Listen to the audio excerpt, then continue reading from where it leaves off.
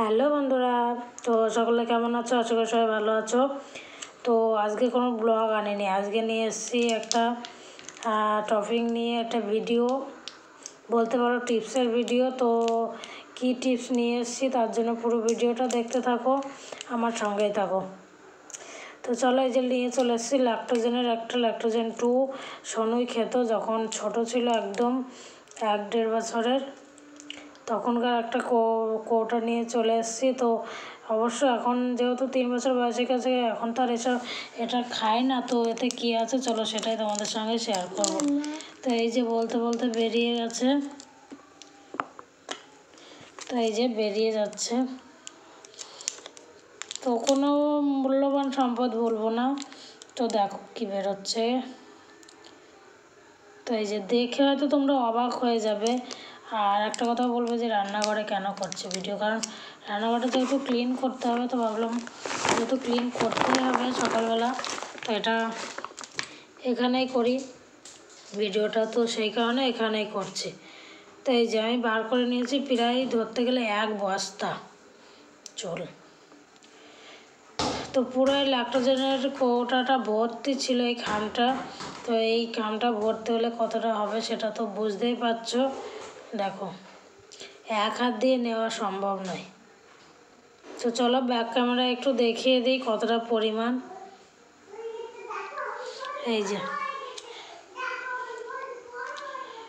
তো অনেকে বলে যে বাচ্চা হলে বাচ্চা যত হাসে তত নাকি চুল উঠে যায়, বাট আমি বলবো এগুলো পুরোই ফালতু কথা।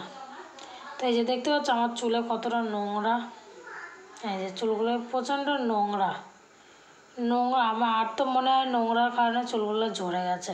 তোমরা ভালোভাবে খেয়াল করে দেখলেই বুঝতে পারবে যে এই চুলগুলোতে শুধুই নোংরা। তো চুল কেন ওঠে, কী জন্য ওঠে? অনেকে বলে বাচ্চা হওয়ার পরে চুল উঠে যায়, তো এগুলো পুরোই ফালতু কথা। তো চলো তোমাদেরকে বলবো আজকে কী কারণে চুল উঠে যায়।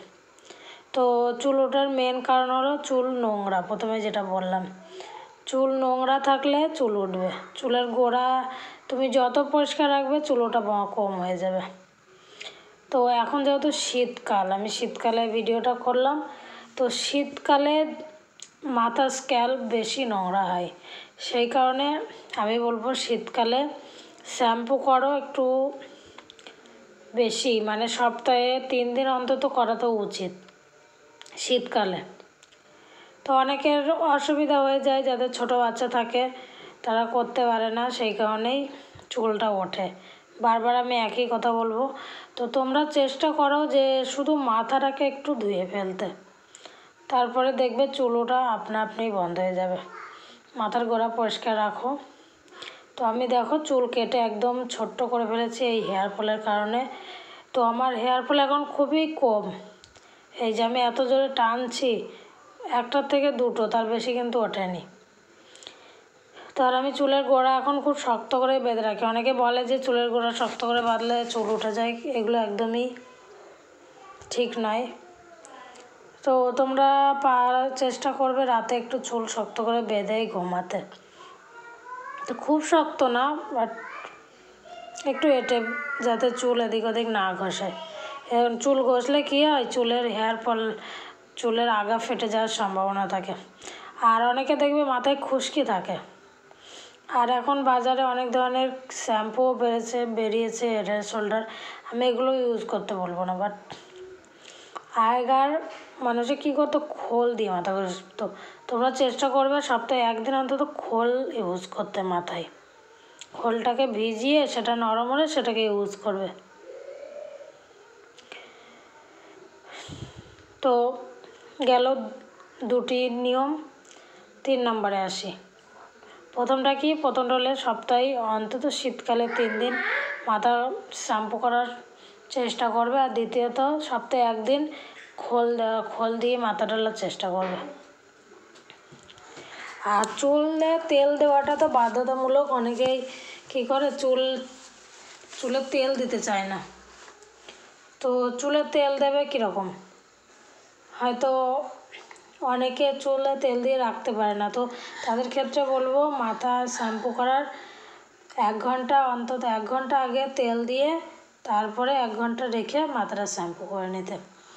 আর তাছাড়া যারা তেল সহ্য হয়, মাথায় তেল দেওয়া পছন্দ করে, তারা রাত্রেবেলা দিয়ে সারা রাত রেখে মাথাটাকে ভালো করে ম্যাসাজ করে সারা রাত রেখে স্নান করার টাইমে শ্যাম্পু করে স্নান করে নিতে পারে।